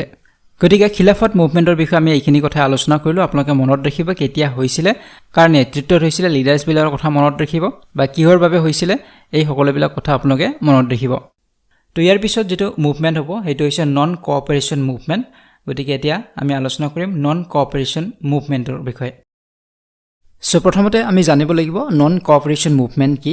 বা ইয়াক কেতিয়া ষ্টাৰ্ট কৰা হৈছিল কোনে ষ্টাৰ্ট কৰিছিল ইয়াৰ লিডাৰ কোন আছিল এই বিষয়ে আমি প্ৰথমে আলোচনা কৰিম সো আমি আগৰ ভিডিঅ'বিলাকত যিবিলাক আন্দোলনৰ কথা আলোচনা কৰিলোঁ, ৰলেট সত্যাগ্ৰহৰ কথাই হওক, এই আন্দোলনবিলাক যেতিয়া বিফল হ'ল তেতিয়া মহাত্মা গান্ধীয়ে ভাবিছিলে যে এটা ডাঙৰ আন্দোলন এটা কৰিব লাগিব আৰু নন কোঅপাৰেশ্যন মুভমেণ্টটো ষ্টাৰ্ট কৰিব বুলি পৰিকল্পনা কৰিছিলে। তো ঠিক সেই সময়ছোৱাতে খিলাফত মুভমেণ্ট হ'ল, আমি আলোচনা কৰিছোঁ। গতিকে খিলাফত মুভমেণ্টত আলী ব্ৰেডাছে ষ্টাৰ্ট কৰিছিলে এই মুভমেণ্টটো আৰু তাত মহাত্মা গান্ধী বা নেশ্যনেল কংগ্ৰেছে সম্পূৰ্ণ সমৰ্থন জনাইছিলে সেই আন্দোলনটোক। আৰু তেওঁ ভাবিছিলে যে এইটোৱে সোণালী সুযোগ যে এই সময়ত আমি যদি মুছলিমছখিনিক ছাপোৰ্ট কৰোঁ তেতিয়াহ'লে আমাৰ হিন্দু আৰু মুছলিমৰ মাজত এটা ইউনিটি আহিব আৰু নন কোঅপাৰেশ্যন মুভমেণ্টটো আৰু বেছি শক্তিশালী হ'ব। আৰু তাৰপিছত তেওঁ সম্পূৰ্ণ সমৰ্থন দিছিলে খিলাফত মুভমেণ্টত আৰু তাৰ লগে লগে নন কোঅপাৰেশ্যন মুভমেণ্টটো ষ্টাৰ্ট হৈছিলে। গতিকে non cooperation movement 5 September 1920 start কৰা হৈছিলে। কাৰ দ্বাৰা ষ্টাৰ্ট হৈছিলে? ইণ্ডিয়ান নেশ্যনেল কংগ্ৰেছৰ জৰিয়তে। ইয়াৰ লিডাৰ কোন আছিলে? মহাত্মা গান্ধী আছিলে। গতিকে মূল পইণ্টবিলাক মনত ৰাখিব। 1920 ষ্টাৰ্ট হৈছিলে non cooperation movement, Indian national কংগ্ৰেছৰ দ্বাৰা ইয়াক লঞ্চ কৰা হৈছিলে আৰু লিডাৰ আছিলে মহাত্মা গান্ধী। গতিকে ছেপ্টেম্বৰ 1920 কংগ্ৰেছৰ ছেছন এটা হৈছিলে, কলকাতাত হৈছিলে আৰু এই ছেছনটোৰে তেওঁলোকে নন কোঅপাৰেশ্যন মুভমেণ্টৰ প্ৰগ্ৰেম তেওঁলোকে ইন্ট্ৰডিউচ কৰিছিলে। গতিকে এইটো আপোনালোকে মনত ৰাখিব কোনটো ছেছনত ইয়াৰ পৰিকল্পনা কৰা হৈছিলে। কলকাতা ছেছনত কৰা হৈছিল 1928। গতিকে এই যিটো মুভমেণ্ট ছেপ্টেম্বৰ 1920ৰ পৰা ফেব্ৰুৱাৰী 1922 লৈকে চলিছিলে। গতিকে 1920ৰ পৰা 1922 চনলৈকে চলিছিলে ফেব্ৰুৱাৰী মাহলৈকে। গতিকে 2 বছৰ জোৰা এটা মুভমেণ্ট আছিলে। তো মূল পইণ্টবিলাক আপোনালোকে মনত ৰাখিব। এতিয়া আমি আলোচনা কৰিম এই মুভমেণ্টৰ কাৰণ কি আছিলে, কিহৰ বাবে এই মুভমেণ্টটো হৈছিলে। সো আপোনালোকে হোম ৰুল মুভমেণ্টৰ কথা নিশ্চয় জানে, আমি এই বিষয়ে আলোচনা কৰা নাই হোম ৰুল মুভমেণ্টৰ বিষয়ে। তো ইয়াতে অলপমান আপোনালোকে জানি ল'ব, কুৱেশ্যন আহিব পাৰে যে হোম ৰুল মুভমেণ্ট ষ্টাৰ্ট কৰিছিলে এনি বেচেণ্ট আৰু বাল গংগাধৰ তিলকে ষ্টাৰ্ট কৰিছিলে। এই আন্দোলনটো চলিছিলে 1916ৰ পৰা 1918লৈকে। গতিকে 2 বছৰ চলিছিলে। 1916ত আৰম্ভ হৈছিলে, 1918ত এই মুভমেণ্টটো শেষ হৈছিলে। সো এই হোম ৰুল মুভমেণ্টটো হৈছিলে স্বৰাজৰ বাবে, ছেল্ফ গভৰ্ণমেণ্টৰ বাবে কৰা হৈছিলে এই আন্দোলনটো। গতিকে ব্ৰিটিছ চৰকাৰৰ আন্দোলনত নিজৰ এখন চৰকাৰ বিচাৰিছিলে। গতিকে এই আন্দোলনটো বাল গংগাধৰ তিলক আৰু এনি বেচেণ্টে আৰম্ভ কৰিছিলে হোম ৰুল মুভমেণ্ট। আৰু বেছিকেলি হোম ৰুল মুভমেণ্টৰ যিটো আইডিয়া, এই আইডিয়াটো আছিলে আয়াৰলেণ্ডৰ আছিলে, কাৰণ আয়াৰলেণ্ডতো ব্ৰিটিছ ৰাজত্ব চলিছিল সেই সময়ত আৰু তাত হোম ৰুল মুভমেণ্টৰ জৰিয়তে তেওঁলোকে ছেল্ফ গভৰ্নেন্সৰ কৰিবলৈ সক্ষম হৈছিলে বা তাত কিছু সফল হৈছিলে তেওঁলোকে। গতিকে সেইবাবে ভাৰতবৰ্ষতো হোম ৰুল মুভমেণ্ট কৰা হৈছিলে, কাৰণ এনি বেচেণ্ট আছিলে আইৰিছ আছিলে। গতিকে আয়াৰলেণ্ডৰ পৰা তেখেত আহিছিলে ভাৰতবৰ্ষত। গতিকে এনি বেচেণ্ট আৰু বাল গংগাধৰ তিলক দুয়োজনে ষ্টাৰ্ট কৰিছিলে হোম ৰুল মুভমেণ্ট। গতিকে এই মুভমেণ্টতো তেওঁলোকে বিফল হৈছিলে। গতিকে এইটো এটা কাৰণ আছিলে এই নন কোঅপাৰেশ্যন মুভমেণ্টৰ। 2 নম্বৰত কোৱা হৈছে economic hardship due to world war 1। গতিকে প্ৰথম যিখন বিশ্বযুদ্ধ হৈছিলে তাত ভাৰতবৰ্ষ পাৰ্টিচিপেট কৰিছিলে। গতিকে তাৰপিছত ভাৰতৰ যথেষ্ট ক্ষতি হৈছিলে, ইকনমিক ডেক্লাইন হৈছিলে, বস্তুবিলাকৰ দাম বাঢ়ি গৈছিলে। ইয়াৰ উপৰিও যিবিলাক কৃষিজাত সামগ্ৰী আছিলে সেই সামগ্ৰীবিলাকৰ দাম যথেষ্ট কমি গৈছিলে, যাৰ ফলত খেতিয়কসকলৰ যথেষ্ট ক্ষতি হৈছিলে। গতিকে সেইটো এটা কাৰণ আছিলে। আৰু 3 নম্বৰত কোৱা হৈছে ৰলেট এক্ট আৰু জালিয়ানৱালাবাগ মাছাকাৰ। গতিকে ৰলেট এক্টৰ কথা আমি আলোচনা কৰিছোঁ আগৰ ভিডিঅ'ত। গতিকে তাতো বিফল হৈছিলে। তাৰপিছত জালিয়ানৱালাবাগৰ হত্যাকাণ্ড হ'ল। গতিকে এই গোটেইবিলাকৰ প্ৰতিশোধ লোৱাৰ বাবে এই মুভমেণ্টটো কৰা হৈছিলে। ইয়াৰ উপৰিও দ্য খিলাফত মুভমেণ্ট আছে, এই বিষয়ে আমি লাষ্ট ভিডিঅ'ত আলোচনা কৰিলোঁ। গতিকে খিলাফত মুভমেণ্টৰো তেওঁলোকে পৰাজয় হ'ল। গতিকে গোটেইবিলাকৰ প্ৰতিশোধ লোৱাৰ বাবে এই নন কোঅপাৰেশ্যন মুভমেণ্ট কৰা হৈছিলে।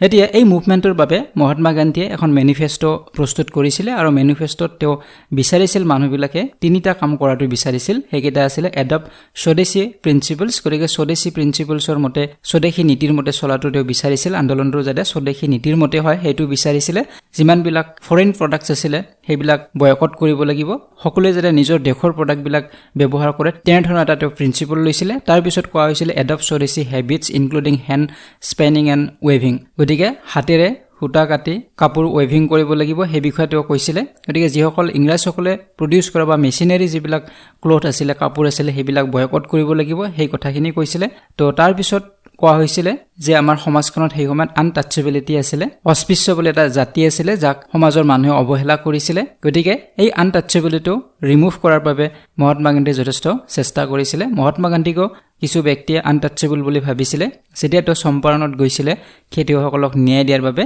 তো তেতিয়া তেওঁক আনটাচেবল বুলি ভাবিছিলে। তো এই আনটাচেবলটো সমাজৰ পৰা নাইকিয়া কৰিব লাগে, সেই কথাখিনিও তেওঁ এই আন্দোলনত জড়িত কৰিছিলে। গতিকে 3টা বিষয়ৰ ওপৰত তেওঁ বেছি গুৰুত্ব দিছিলে।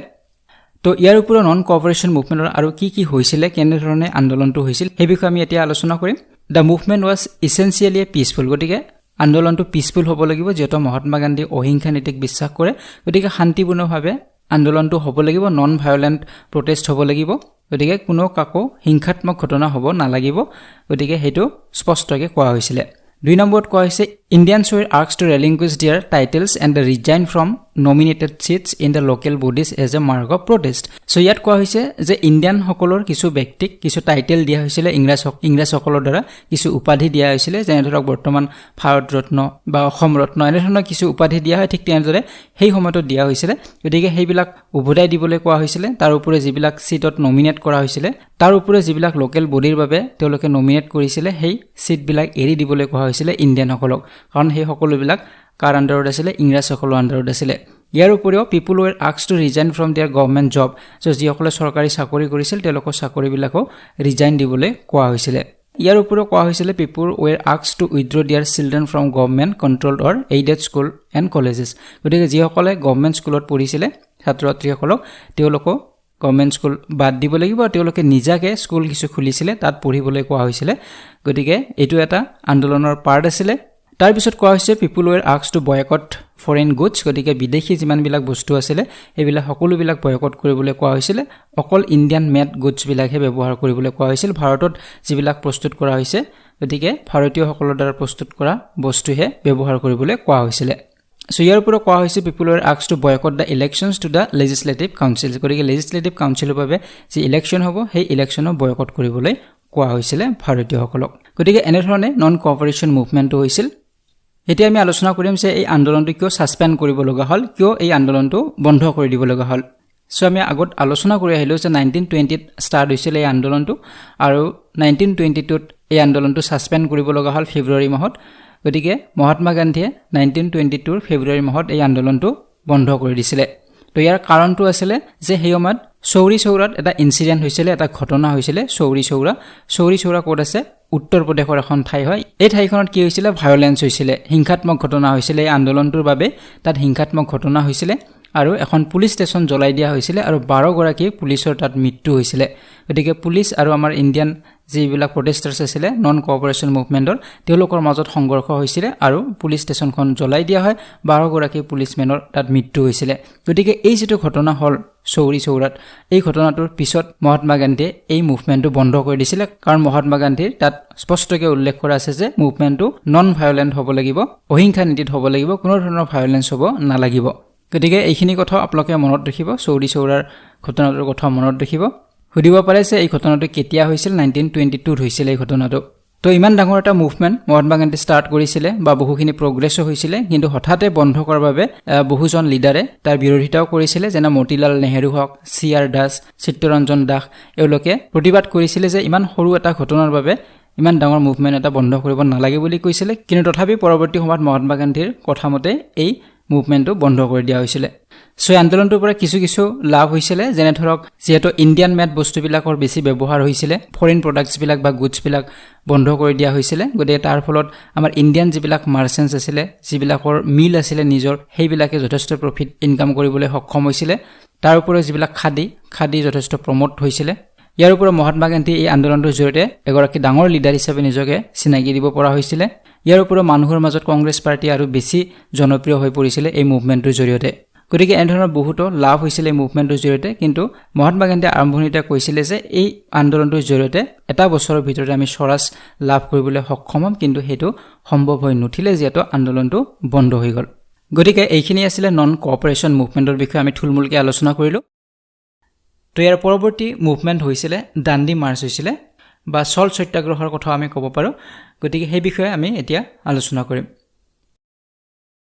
সো দাণ্ডি মাৰ্চক বিভিন্ন নামেৰে জনা যায় তো ইয়াক সল্ট মাৰ্চ বুলিও কোৱা হয় যেহেতু নিমখৰ বাবে এই মাৰ্চটো কৰা হৈছিল গতিকে সেইবাবে ইয়াক সল্ট মাৰ্চ বুলি কোৱা হয় দাণ্ডি মাৰ্চ বুলি কোৱা হয় দাণ্ডি সত্যাগ্ৰহ বুলিও কোৱা হয় গতিকে এই যেটো আন্দোলন হৈছিল এটো নন ভায়োলেন্ট হৈছিল আৰু এটো সিভিল ডিসঅবিডিয়েন্স আছিল আইন অমান্য আন্দোলন আছিল কাৰণ ইয়াতে ইংৰাজসকলে প্ৰস্তুত কৰা আইনবিলাকক অমান্য কৰা হৈছিল এই আন্দোলনৰ জৰিয়তে গতিকে সেইবাবে ইয়াক আইন অমান্য আন্দোলন বা সিভিল ডিসঅবিডিয়েন্স বুলিও কোৱা হয় গতিকে এটো কোনে আৰম্ভ কৰিছিল মোহনদাস কৰমচাঁদ গান্ধী বা আমি চমুকৈ মহাত্মা গান্ধীয়ে আৰম্ভ কৰিছিল এই মুভমেন্টটো তো মূল পয়েন্ট বিলাক আপোনালোকে জানি ল'ব সো এই মাৰ্চটো কেতিয়া আৰম্ভ হৈছিল বা কেতিয়া শেষ হৈছিল এইখিনি আমি জানিব লাগিব সো মাৰ্চ মানে আপোনালোকে গমেই পাইছে যে বহু মানুহ লগ হৈ সদল বলে আগবাঢ়ি যোৱাটোকে মাৰ্চ বুলি কোৱা হয় গতিকে মহাত্মা গান্ধীৰ লগত আৰু কিছু ব্যক্তি আছিলে তেওঁলোকে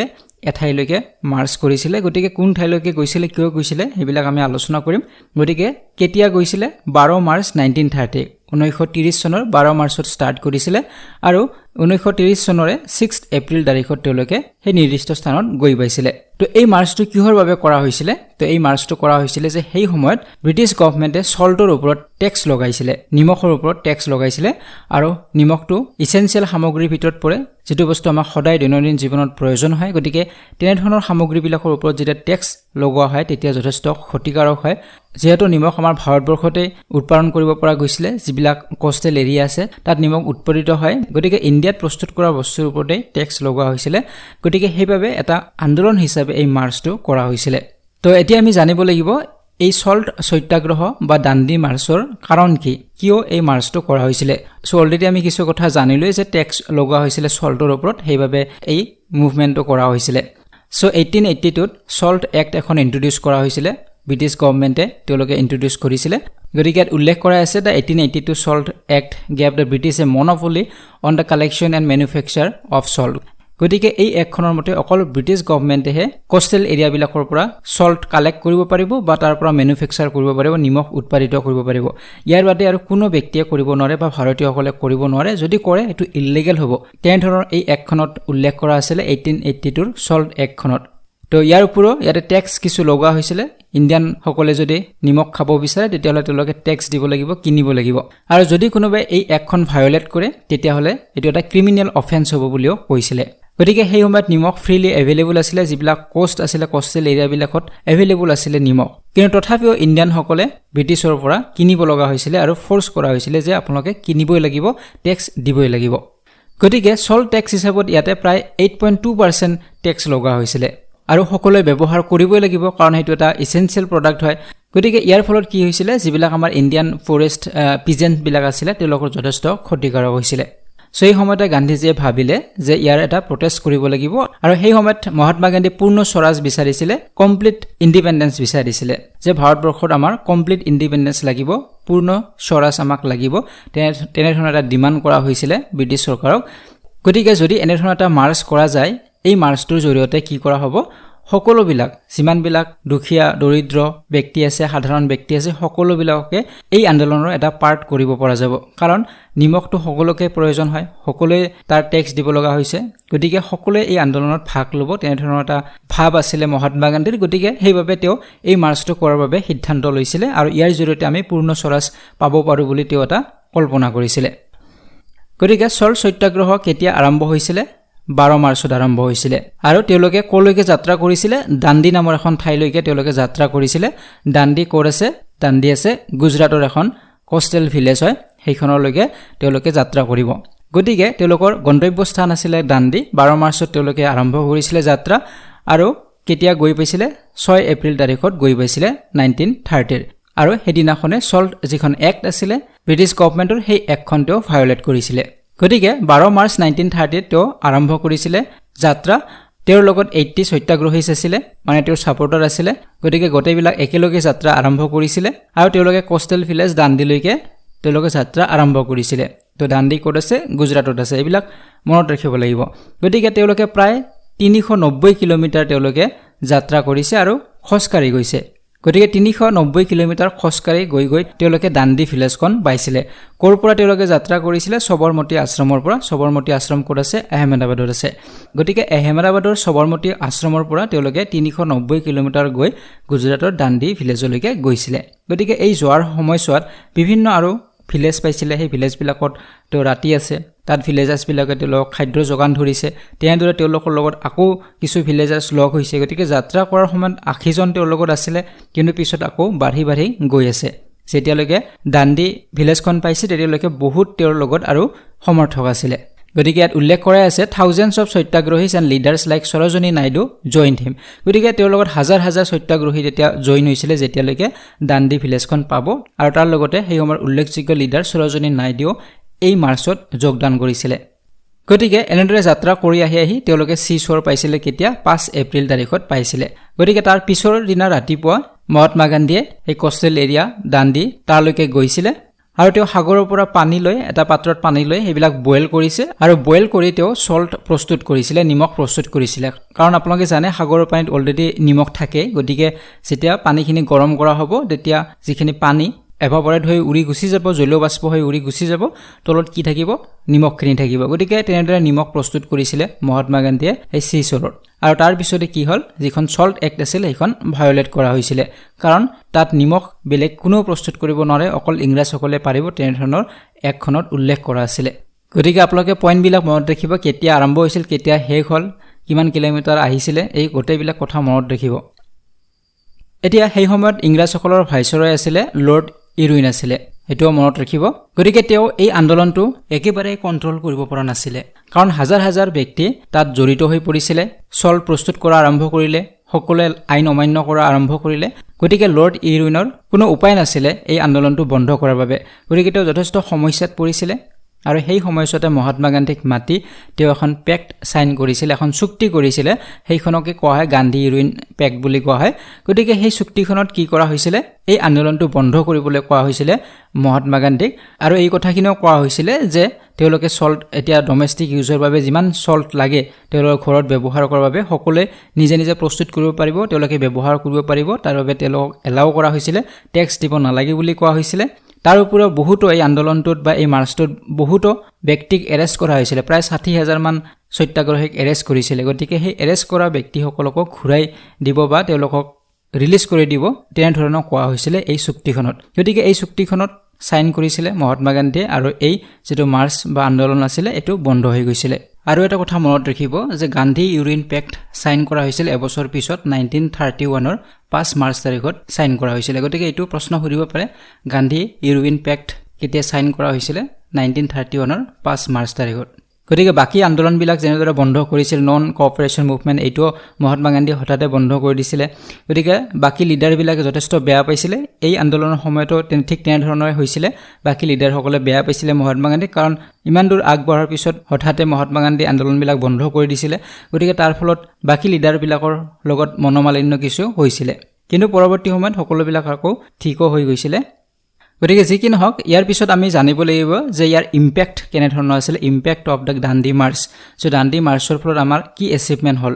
সো প্ৰথম যেটো এচিভমেন্ট আমি পালো যে টেক্সটো দিব নলগা হল আৰু ডমেষ্টিক ইউজৰ বাবে তেওঁলোকে সল্ট ব্যৱহাৰ কৰিব পৰা হল বা সল্ট তেওঁলোকে নিজে ম্যানুফ্যাকচাৰ কৰিব পৰা হল তো ইয়াৰ পিছত কি হল salt was salt illegally all over the coast of India গতিকে তেওঁলোকে ইলিগেলি গোটেই ইন্ডিয়াতে সল্ট বিক্ৰীও কৰা হল ইন্ডিয়ান সকলে বিক্ৰীও কৰা হল আৰু মহাত্মা গান্ধীৰ এটা পিঞ্চ সল্টৰ এটা পিঞ্চ তেওঁলোকে বিক্ৰী কৰিছিল 1600 টকাত বিক্ৰী কৰিছিল সেই সময়ত যি মহাত্মা গান্ধীয়ে প্ৰস্তুত কৰিছিল নিমখ সেই নিমখ বিক্ৰী কৰা হৈছিল এ পিঞ্চ অফ সল্ট কিমানত বিক্ৰী কৰা হৈছিল 1600 টকাত বা 1600 টকাত বিক্ৰী কৰা হৈছিল তো ইয়াৰ ওপৰত যিবিলাক ব্ৰিটিছৰ ক্লথ আছিল যিবিলাক ব্ৰিটিছ সকলে প্ৰস্তুত কৰিছিল কাপোৰ বা যিমানবিলাক সামগ্ৰী তেওঁলোকে প্ৰস্তুত কৰিছিল এইবিলাক বয়কট কৰা আৰম্ভ কৰিলে কাৰণ এটো এটা আইন অমান্য আন্দোলনৰ এটা পাৰ্ট আছিল গতিকে সেইভাবে তেওঁলোকে আইনবিলাক অমান্য কৰা আৰম্ভ কৰিলে তেওঁলোকৰ বস্তুবিলাক বয়কট কৰা আৰম্ভ কৰিলে they refused to pay tax দিয়া বন্ধ কৰিলে peasants refused to pay tax peasants বিলাকো tax pay কৰা বাদ দিলে তাৰ ওপৰত চকিদাৰ tax আছিল হেবিলাকো বন্ধ কৰা হল গতিকে এনেধৰণৰ যথেষ্ট ভাল এটা এচিভমেন্ট হৈছিল বা ইম্প্যাক্ট যথেষ্ট পৰিমাণে পৰিছিল এই আন্দোলনটোৰ গতিকে এইখিনি আছিল দাণ্ডি মাৰ্চৰ বিষয়ে থুলমুলকে আমি আলোচনা কৰিলো মেইন পইণ্ট বিলাক আপোনালোকে মনত ৰাখিব কেতিয়া আৰম্ভ হৈছিল ক'ৰ পৰা আৰম্ভ হৈছিল ক'ত শেষ হ'ল গোটেইবিলাক পইণ্ট বিলাক আপোনালোকে মনত ৰাখিব আৰু শেষত যেটো মুভমেন্ট আছিল ফ্ৰীডম মুভমেন্টৰ শেষৰ মুভমেন্ট বুলি আমি ক'ব পাৰো হেতু হৈছে কুইট ইণ্ডিয়া মুভমেন্ট ভাৰত ত্যাগ আন্দোলন তো এতিয়া আমি আলোচনা কৰিম কুইট ইণ্ডিয়া মুভমেন্টৰ বিষয়ে তো প্ৰথমতে আমি জানি লৈছো এই মুভমেন্টৰ কাৰণ কি আছিল কিয় এই মুভমেন্টটো লঞ্চ কৰা হ'ল তো প্ৰথম আৰু ইমিডিয়েট যেটো ৰিজন হেতু আছিল the failure of the Cripps mission তো ক্ৰিপছ মিছন কি হে বিষয়ে অলপ জানি লব তো 1939 নত সেকেন্ড ওয়ার্ল্ড ওয়ার আৰম্ভ হৈছিল হে আপোনালোকে নিশ্চয় জানে দ্বিতীয় বিশ্বযুদ্ধ হৈছিল 1939 নত স্টাৰ্ট হৈছিল আৰু সেই বিশ্বযুদ্ধৰ সময়ত জাপান যথেষ্ট পাৱাৰফুল আছিল সেই সময়ত আৰু ব্ৰিটিছৰ এগেইনষ্টত তেওঁলোকে যুদ্ধ কৰি আছিল আৰু ব্ৰিটিছৰ যত সাম্ৰাজ্য আছিল সেই ঠাইবিলাক তেওঁলোকে ধ্বংস কৰিব ধৰিছিল বা সেইবিলাক দখল কৰা আৰম্ভ কৰিছিল যেনে ধৰক হংকং হক ফিলিপাইনছ এইবিলাক ঠাই তেওঁলোকে অলৰেডি দখল কৰিছিল এতিয়া ভাৰতীয়সকলে ভাবিলে বা ইণ্ডিয়ান নেশ্যনেল কংগ্ৰেছে ভাবিলে হয়তো ভাৰতবৰ্ষতো জাপানে এটেক কৰিব, কাৰণ ভাৰতবৰ্ষতো ব্ৰিটিছ শাসনে চলি আছিলে, গতিকে যিহেতু ব্ৰিটিছ শত্ৰু, গতিকে জাপানে ডেফিনেটলি ইণ্ডিয়াটো এটেক কৰিব, তেনেধৰণৰ এটা ধাৰণা কৰা হৈছিলে। গতিকে ভাৰতীয়সকলে ভাবিলে যে যদি যুদ্ধত ব্ৰিটিছ হাৰে ছেকেণ্ড ৱৰ্ল্ড ৱাৰত, তেতিয়া ইণ্ডিয়া কোনে দখল কৰিব? জাপানে দখল কৰিব, আৰু জাপানৰ অধীনত আমি থাকিব লাগিব। গতিকে ইমান দিনে যি স্বাধীনতা সংগ্ৰাম কৰা হ'ল তাৰ কোনো ফল নাপাব, সেই কথাখিনি ভবা হৈছিলে। গতিকে তাৰ আগতে আমি ব্ৰিটিছক খেদিব লাগিব আৰু ভাৰতবৰ্ষত কমপ্লিট ইণ্ডিপেণ্ডেঞ্চ বিচৰা হৈছিলে। কিন্তু সেই সময়ত ব্ৰিটিছৰ যথেষ্ট প্ৰয়োজন আছিলে ইণ্ডিয়ানসকলৰ। ইণ্ডিয়ানসকলে এই যুদ্ধত সহায় কৰিব লাগিব, বিশ্বযুদ্ধত, আৰু ব্ৰিটিছৰ লগত সেই সময়ত একেলগে যুদ্ধ কৰি আছিলে। তেওঁলোকৰ এলাইজ আছিলে, কাৰ লগত আছিলে? USA আছিলে, ৰাছিয়া আছিলে। গতিকে তেওঁলোকৰ ফালৰ পৰা যথেষ্ট প্ৰেছাৰ আহিছিলে যে এই সমস্যাবিলাক সমাধান কৰিব লাগে, যদি নিজৰ মাজতে এনেধৰণৰ বিবাদ হয় তেতিয়াহ'লে বহুত প্ৰব্লেম হ'ব। গতিকে তেওঁলোকৰ পৰা প্ৰেছাৰ দিয়া হৈছিলে ব্ৰিটিছক। তো তেতিয়া কি কৰা হ'ল যে সেই সময়ত ব্ৰিটিছ প্ৰাইম মিনিষ্টাৰ আছিলে উইনষ্টন চাৰ্চিল আছিলে। গতিকে উইনষ্টন চাৰ্চিলে ক্ৰিপছ মিছন পঠালে ভাৰতবৰ্ষত, মাৰ্চ মাহৰ 1942ত পঠাইছিলে। তো ষ্টেফৰ্ড ক্ৰিপছৰ আণ্ডাৰত এইটো মিছন চলোৱা হৈছিলে। গতিকে ক্ৰিপছৰ আণ্ডাৰত চলোৱাৰ বাবে ইয়াৰ যিটো নামটো দিয়া হৈছিলে ক্ৰিপছ মিছন দিয়া হৈছিলে। গতিকে তেওঁ ভাৰতবৰ্ষত আহি বিভিন্ন প্ৰস্তাৱ ৰখা হৈছিলে ইণ্ডিয়ানসকলৰ আগত বা ইণ্ডিয়ান নেশ্যনেল কংগ্ৰেছৰ সন্মুখত, যে ডমিনিয়ন ষ্টেটাছ দিয়া হ'ব ভাৰতবৰ্ষক, বা ভাৰতীয়সকলৰ দ্বাৰা ইলেক্টেড এখন কমিটি গঠন কৰা হ'ব, বা ইয়াৰ কনষ্টিটিউশ্যনখন নতুনকৈ গঠন কৰা হ'ব। এনেধৰণৰ বিভিন্ন কথা কোৱা হৈছিলে সেই ক্ৰিপছ মিছনৰ জৰিয়তে। কিন্তু সকলোবিলাক যুদ্ধৰ পিছতহে হ'ব বুলি তেওঁলোকে কৈছিলে। কিন্তু ভাৰতীয়সকলে বা মহাত্মা গান্ধী বিচাৰি আছিলে পূৰ্ণ স্বৰাজ বিচাৰিছিলে, কমপ্লিট ইণ্ডিপেণ্ডেঞ্চ বিচাৰিছিলে। গতিকে কমপ্লিট ইণ্ডিপেণ্ডেঞ্চ দিয়াৰ পক্ষপাতি নাছিলে। গতিকে সেইবাবে এই যিটো মিছন আছিলে এই মিছনটো ফেইল হৈছিলে। গতিকে এইটো এটা কাৰণ আছিলে, যেতিয়া ক্ৰিপছ মিছন ফেইল হ'ল তাৰপিছত ফ্ৰীডম ফাইটাৰসকলে ভাবিলে বা মহাত্মা গান্ধী ভাবিলে যে আমি এতিয়া আন্দোলন এটা কৰিব লাগিব, কুইট ইণ্ডিয়া মুভমেণ্ট, আৰু এই মুভমেণ্টৰ জৰিয়তে আমি এতিয়া স্বাধীনতা পাম, কমপ্লিট ইণ্ডিপেণ্ডেঞ্চ আমি পাব পাৰিম। তো সেইটো এটা কাৰণ আছিলে। তাৰপিছত আছিলে rises of commodities due to world war II। গতিকে ছেকেণ্ড ৱৰ্ল্ড ৱাৰৰ সময়ছোৱাত কি হৈছিলে? বস্তুৰ দাম যথেষ্ট বাঢ়ি গৈছিলে। তো সেইটো এটা কাৰণ আছিলে। গতিকে এনেধৰণৰ কিছু কাৰণৰ বাবে কুইট ইণ্ডিয়া মুভমেণ্ট লঞ্চ কৰা হৈছিলে। তো এতিয়া আমি আলোচনা কৰিম যে কেতিয়া এই মুভমেণ্টটো লঞ্চ কৰা হৈছিলে। তো মুম্বাইৰ গোৱালিয়া টেংক মৈদান বুলি এখন মৈদান আছিলে, আৰু সেইখনক আগষ্ট ক্ৰান্তি মৈদান বুলিও জনা যায়। গতিকে এই মৈদানখনত কুইট ইণ্ডিয়া মুভমেণ্ট লঞ্চ কৰা হৈছিলে। কোনে লঞ্চ কৰিছিলে? মহাত্মা গান্ধীয়ে লঞ্চ কৰিছিলে, আৰু তেওঁৰ লগত বহুতো তাত আৰু লিডাৰ গেডাৰ হৈছিলে, সন্মিলিত হৈছিলে আগষ্ট মাহৰ 8 আৰু 9 তাৰিখত 1942। গতিকে 1942 8 আৰু 9 আগষ্টত তাত মহাত্মা গান্ধীৰ লগতে বিভিন্ন লিডাৰ সমবেত হৈছিলে। ক'ত সমবেত হৈছিলে? মুম্বাইৰ গোৱালিয়া টেংক মৈদানত, বা আগষ্ট ক্ৰান্তি মৈদান বুলি তাক কোৱা হয়। তো সেইবাবে এই মুভমেণ্টটো কি বুলি কোৱা হয়? আগষ্ট ক্ৰান্তি বুলিও কোৱা হয়। কুইট ইণ্ডিয়া মুভমেণ্ট বা আগষ্ট ক্ৰান্তি বুলি কোৱা হয়, যিহেতু এই যিটো মুভমেণ্ট হৈছিলে আগষ্ট মাহত হৈছিলে, সেইবাবে ইয়াক আগষ্ট ক্ৰান্তি বুলিও কোৱা হয়। কিন্তু অফিচিয়েলি ইণ্ডিয়ান নেশ্যনেল কংগ্ৰেছে এইটো কেতিয়া লঞ্চ কৰিছিল সেইটো ইম্পৰ্টেণ্ট হয়। তো অফিচিয়েলি ইণ্ডিয়ান নেশ্যনেল কংগ্ৰেছে এই মুভমেণ্টটো লঞ্চ কৰিছিলে 9 আগষ্ট 1942। গতিকে 1942 9 আগষ্টত অফিচিয়েলি ইণ্ডিয়ান নেশ্যনেল কংগ্ৰেছে এই মুভমেণ্টটো লঞ্চ কৰিছিলে। তো ইয়াৰ পিছত আমি জানিব লাগিব যে এই মুভমেণ্টৰ এটা শ্লোগান আছিলে। সেই শ্লোগানটো আছিলে কুইট ইণ্ডিয়া বা ভাৰত চোৰো। ভাৰত চোৰো বা ভাৰত এৰিবলৈ কোৱা হৈছিলে ব্ৰিটিছসকলক, বা ইয়াক ইংৰাজীত কুইট ইণ্ডিয়া বুলি কোৱা হয়। আৰু মহাত্মা গান্ধীয়ে সেই সময়ত ইউজ কৰিছিলে ডু অৰ ডাই। গতিকে আপোনালোকে নিশ্চয় শুনিছে ডু অৰ ডাই। তো এই শ্লোগানবিলাক আপোনালোকে মনত ৰাখিব।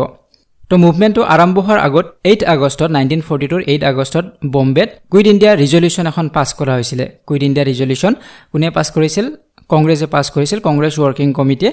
তো কিমান তাৰিখত কৰিছিল? 8 আগষ্ট 1942 বম্বেত এই ৰিজলিউশ্যনখন পাছ হৈছিলে। তো 8 আগষ্টত এইখন ৰিজলিউশ্যন পাছ কৰা হৈছে, আৰু 9 আগষ্টৰ পৰাই মুভমেণ্টটো লঞ্চ কৰা হৈছিলে। আৰু এই ৰিজলিউশ্যনত মহাত্মা গান্ধীক লিডাৰ হিচাপত তাত নামটো ঘোষণা কৰা হৈছিলে।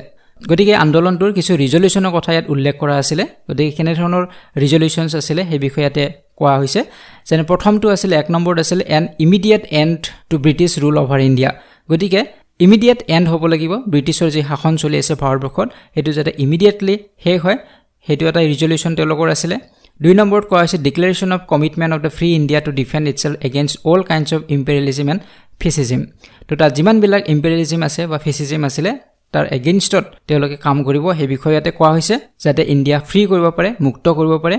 3 নম্বৰত কোৱা হৈছিল formation of provisional government of India after British withdrawal. তো ইয়াতে এইটোৱে কোৱা হৈছে যেতিয়া ব্ৰিটিছাৰসকলে উইথড্ৰ কৰিব, ভাৰতবৰ্ষৰ পৰা তেওঁলোকে গুচি যাব, তেতিয়া প্ৰভিজনেল এখন গভৰ্ণমেণ্ট ভাৰতবৰ্ষত বনাব লাগিব, সেই কথাখিনিও ইয়াত উল্লেখ কৰা আছিলে। 4 নম্বৰত কোৱা হৈছিলে sanctioning a civil disobedience movement against British rule গতিকে ব্ৰিটিছ ৰুলৰ এগেইনষ্টত সিভিল ডিসঅবিডিয়েন্স বা আইন অমান্য আন্দোলন এটা চলি থাকিব লাগিব তো আইন অমান্য আন্দোলনৰ বিষয়ে আমি আগতে আলোচনা কৰি আহিছো গতিকে হেতু কন্টিনিউয়াছলি চলি থাকিব লাগিব ব্ৰিটিছৰ আইনবিলাক আমি উলংঘা কৰি চলি যাব লাগিব সেই কথাখিনি ইয়াতে ৰিজলিউচনত উল্লেখ কৰা আছিল তো এনে ধৰণৰ ৰিজলিউচনছ লৈ তেওঁলোকে মুভমেন্টটো ষ্টাৰ্ট কৰিছিল এতিয়া মহাত্মা গান্ধী কিছু ইনষ্ট্ৰাকচন দিছিলে ভেৰিয়াছ সেকশনছ অফ দা পাব্লিক তো পাব্লিকৰ বাবে কিছু ইনষ্ট্ৰাকচন আছিল কিছু নিৰ্দেশ তেওঁ দিছিলে কোনে কি কৰিব লাগিব কেনেদৰে কৰিব লাগিব পাব্লিকৰ বাবেও কিছু ইনষ্ট্ৰাকচন তেওঁৰ আছিল গতিকে সেইবিলাক ইয়াত উল্লেখ কৰা হৈছে যেনে গভৰ্ণমেণ্ট সাৰ্ভেন্ট যিবিলাকে গভৰ্ণমেণ্ট সাৰ্ভেন্ট আছিল যিসকলে ব্ৰিটিছৰ চৰকাৰৰ আন্ডাৰত কাম কৰিছিল তেওঁলোকক কি কৈছিলে do not resign your job যে জব এৰিব নালাগে চাকৰি বাদ দিব নালাগে আন্দোলনটোৰ বাবে কিন্তু চাকৰি কৰি থাকিব লাগিব আৰু আইএনচিৰ হৈ কাম কৰিব লাগিব মানে ইণ্ডিয়ান নেশ্যনেল কংগ্ৰেছক সহায় কৰি যাব লাগিব বিভিন্ন ক্ষেত্ৰত তো সোলজাৰসকলক কৈছিলে ঠিক তেনেদৰে be with the army but refrain from firing আপোনালোকে আৰ্মিত থাকক তেওঁলোকৰ হৈ কাম কৰক কিন্তু যিবিলাক প্ৰতিবাদী থাকিব তেওঁলোকক যাতে ফায়াৰিং নকৰে সেই বিষয়তে কোৱা হৈছিল 3 নম্বৰত পিজেন্টসকলক কৈছে খেতিয়কসকলক যে পিজেন্টসকলে কি দিব লাগে ৰেন্ট দিব লাগে গতিকে ৰেন্ট দিব কৈছে যিসকল লেণ্ডলৰ্ড বা জমিনদাৰ তেওঁলোক এন্টি গভৰ্ণমেণ্ট হয় তেওঁলোকে ব্ৰিটিছ চৰকাৰক ভাল নাপায় এন্টি গভৰ্ণমেণ্ট হয় তেওঁলোকক হে ট্যাক্স বিলাক বা ৰেন্ট দিবলৈ কৈছে আৰু যিসকল লেণ্ডলৰ্ড বা জমিনদাৰ প্ৰ গভৰ্ণমেণ্ট হয় গভৰ্ণমেণ্টৰ হৈ কাম কৰে গভৰ্ণমেণ্টক সাপোৰ্ট কৰে তেওঁলোকক ৰেন্ট দিবলৈ বাধা দিছিলে তো ঠিক তেনেদৰে ষ্টুডেণ্টসকলক ইনষ্ট্ৰাকচন পঠাইছিলে তো ষ্টুডেণ্টসকলক পঢ়া বাদ দিবলৈ কোৱা হৈছে যদি তেওঁলোকে কনফিডেন্ট হয় গতিকে তেওঁলোকে পঢ়া বাদ দিব পাৰে আৰু আন্দোলনত ভাগ ল'ব পাৰে সেই বিষয়তে কোৱা হৈছে কিন্তু ফোৰ্স কৰা হোৱা নাই যে পঢ়া বাদ দিবই লাগিব গতিকে এটো তেওঁলোকৰ নিজৰ ইচ্ছা আছিল ঠিক দৰে যিসকল প্ৰিন্স আছিল সেই সময়ত তো সেই প্ৰিন্সসকলৰ বাবে ইয়াতে ইনষ্ট্ৰাকচন আছিল যে support the people and accept the sovereignty of them যে পিপলক সাপোৰ্ট কৰিবলৈ কোৱা হৈছিল আৰু যিসকল প্ৰিন্সলি ষ্টেট সকলে যিবিলাক ষ্টেট প্ৰিন্সে চলাইছিল সেই ষ্টেট বিলাকত যিসকল ব্যক্তি আছিল তেওঁলোকৰ বাবে ইনষ্ট্ৰাকচন আছিল যে support the ruler only if he is anti government গতিকে আপোনালোকৰ যি ৰুলাৰ হ'ব বা যিজন প্ৰিন্স হ'ব তেওঁ যদি এন্টি গভৰ্ণমেণ্ট হয় তেওঁ যদি ব্ৰিটিছ চৰকাৰৰ এগেইনষ্টত হয় তেতিয়াহে তেওঁক সাপোৰ্ট কৰিবলৈ কৈছে গতিকে এনে ধৰণৰ ইনষ্ট্ৰাকচন সেই সময়ত মহাত্মা গান্ধী বিভিন্ন পাব্লিক যিবিলাক সেকশন আছিল তেওঁলোকক পঠাইছিল এতিয়া ৰেসপন্স টু কুইট ইণ্ডিয়া মুভমেন্ট যে কুইট ইণ্ডিয়া মুভমেন্টৰ ৰেসপন্স টু কেনে ধৰণৰ হ'ল তো যেতিয়া কুইট ইণ্ডিয়া মুভমেন্ট লঞ্চ কৰা হ'ল তাৰ পিছৰ দিনা নেক্সট দিনাই মেজৰ কংগ্ৰেছ যিবিলাক লিডাৰ আছিল সেই লিডাৰ্ছ বিলাকক এৰেষ্ট কৰা হ'ল যেনে গান্ধী নেহেৰু পাটেল এটসেট্ৰা এইবিলাকক এৰেষ্ট কৰা হৈছিল তো যেতিয়া এই সিনিয়ৰ লিডাৰ বিলাকক এৰেষ্ট কৰা হ'ল তেতিয়া ইয়ংগাৰ যিবিলাক লিডাৰ আছিল তেওঁলোকে চলাইছিল ইয়ংগাৰ লিডাৰ যেনে জয়প্ৰকাশ নাৰায়ণ ৰাম মনোহৰ লহিয়া তো এইবিলাকে চলাইছিল কিছু নতুন লিডাৰো দেখা পোৱা গৈছিল যেনে ধৰক অৰুণা আসফ আলী তো ইয়াৰ পিছত ব্ৰিটিছ চৰকাৰে কি কৰিলে আইএনচি বেন কৰি দিলে ইণ্ডিয়ান নেশ্যনেল কংগ্ৰেছ বেন কৰি দিলে ইয়াৰ লিডাৰ বিলাকক জেইলত থোৱা হ'ল যেতিয়ালৈকে ওৱাৰ চলি আছিল তেতিয়ালৈকে তেওঁলোক জেইলত থোৱা হৈছিল আৰু গান্ধীক ৰিলিজ কৰি দিয়া হৈছিল মহাত্মা গান্ধীক স্বাস্থ্য বেয়া হোৱাৰ বাবে তেখেতক ৰিলিজ কৰি দিয়া হৈছিল জেলৰ পৰা 1944 ত যেতিয়া লিডাৰ বিলাক সকলো জেলত থাকিলে তেতিয়া বিভিন্ন ধৰণৰ ভায়োলেন্স হৈছিল যদিও মহাত্মা গান্ধীয়ে ভায়োলেন্স হ'ব নালাগে বুলি কৈছিল কিন্তু তেওঁলোকৰ অনুপস্থিতিত যথেষ্ট ভায়োলেন্স হৈছিল বিভিন্ন গভৰ্ণমেণ্ট যিবিলাক প্ৰপাৰ্টি আছিল এইবিলাক ডেমেজ কৰা হৈছিল বিল্ডিংছ বিলাক জ্বলাই দিয়া হৈছিল ইলেক্ট্ৰিচিটি লাইন বিলাক ভাঙি পেলোৱা হৈছিল গতিকে এনে ধৰণৰ বিভিন্ন ধ্বংসাত্মক কাম হৈছিল তো ইয়াৰ ওপৰত কিছুমান পাৰ্টি আছিল হিয়মত যিবিলাকে এই মুভমেন্টত সাপোৰ্ট কৰা নাছিল যেনে ধৰক Muslim League the Communist Party of India আৰু হিন্দু মহাসভা এনে ধৰণৰ যিবিলাক পাৰ্টি আছিল এওঁলোকে এই মুভমেন্টত সাপোৰ্ট কৰা নাছিল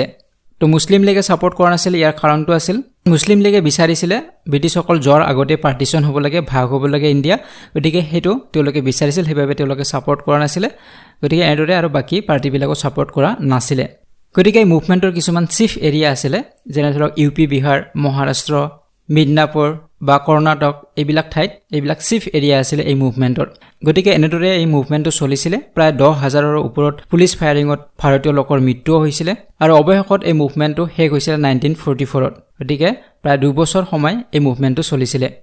তো যেতিয়া ব্ৰিটিছ চৰকাৰে ঘোষণা কৰিলে যে ওল্ড ৱাৰৰ পিছতে বিশ্বযুদ্ধ শেষ হোৱাৰ পিছতে ভাৰতবৰ্ষক কমপ্লিট ইন্ডিপেন্ডেন্স দিয়া হ'ব কাৰণ ব্ৰিটিছৰ সেই সময়ত কোনো বেলেগ উপায় নাছিল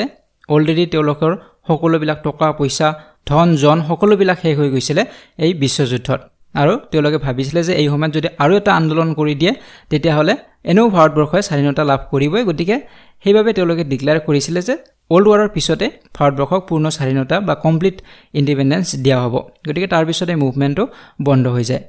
তো এইখিনি আছিলে কুইট ইণ্ডিয়া মুভমেণ্টৰ বিষয়ে গতিকে আমি ইণ্ডিয়ান ফ্ৰীডম মুভমেণ্টৰ বিষয়ে আমি আৰম্ভণিৰ পৰা আলোচনা কৰিছোঁ যিবিলাক ইম্পৰ্টেণ্ট মুভমেণ্ট হয় সেইবিলাকহে আমি আলোচনা কৰিছোঁ তো আজি ভিডিঅ'টিৰ পৰা বিদায় লৈছোঁ যদি ভিডিঅ'টি ভাল পাইছে লাইক আৰু শ্বেয়াৰ কৰিব যদি চেনেলটি ছাবস্ক্ৰাইব কৰা নাই তেন্তে চেনেলটি ছাবস্ক্ৰাইব কৰক আৰু কাষৰে থকা বেল আইকনটিও প্ৰেছ কৰি দিব so see you in the next one thank U